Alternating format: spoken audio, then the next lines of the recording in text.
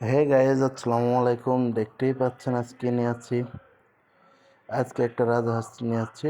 তো রাজহাঁসটা কিনে এনে রান্না করব। তো রান্না করার মতো কেউ নাই, কাটার মতো কেউ নাই, আর সম্ভবত দায়ে কোনো ধার ছিল না। তো আমি নিজেই বললাম যে কেউ যেহেতু নাই, আমি নিজেই কাটা শুরু করি। তো ডাবের যে অবস্থা ছিল, তো আমি কাটবো কীভাবে, তো অনেক কষ্ট করে করে কাটতেছিলাম। তো রাজহাঁসটা কেনা হয়েছিল, তো কি করব, যেহেতু কাটার কেউ নেই, তো কাটতে থাকছিলাম। যে অবস্থা রাজহাঁসের, আর রাজহাঁসটা রান্না করে খাবো, তো আপনারা পুরো ভিডিও দেখবেন। আর কে কে রাজহাঁস কিনে খেয়েছেন বা নিজে রান্না করছেন সে দেখান। তো আমি নিজেই যেহেতু করতেছি, রান্নাটা নিজে করেছি, তাই আমি নিজেই করছি। তো এমন একটা সময় হলো, তো আমার গায়ে পুরো রক্ত হয়ে গেল রাজহাঁসের।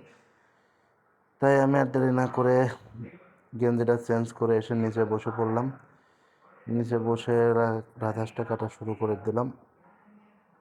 যেহেতু মানুষ কম থাকাতে আমরা রাজহাঁসটা খাবো বেশ কয়েকদিন, যেহেতু আমরা অফিসে খাবো, তাই রাজহাঁসটা কয়েকটা টুকরো করে নেব।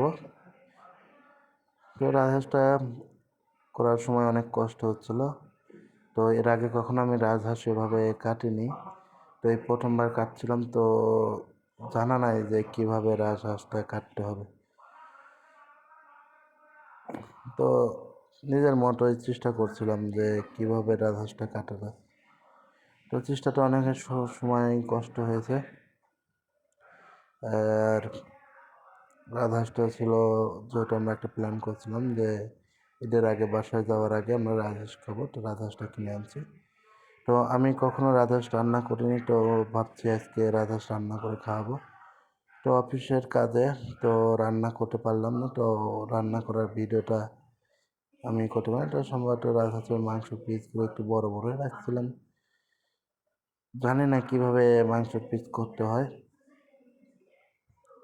তো নিজের চেষ্টাতে যেভাবে করা যায় সেভাবে করছিলাম। আর মেন সমস্যা ছিল, ডায়ের অবস্থা এতটাই খারাপ ছিল যে আমি দা দিয়ে কাজ করতে পারছিলাম না। তো গায়ের শক্তিতে যতটুকু করা যায় ততটুকু করার চেষ্টা করছিলাম। এদিকে প্রচুর পরিমাণ গরম ছিল, আর তাতে তাড়াতাড়ি করছিলাম যে সময়ও কম ছিল হাতে, একটু সময় করেই করা যায়। কে কে রাজহাঁস রান্না করতে পারেন, কিভাবে রান্না করছেন একটু আমাকে জানাবেন।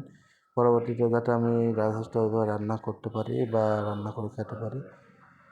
তো ওই সাইড থেকে এক আপু ছিল, বললো যে মাংসের পিসটা একটু বড় করেন। তাই আমি বললাম যে এভাবে করলে ভালো হবে।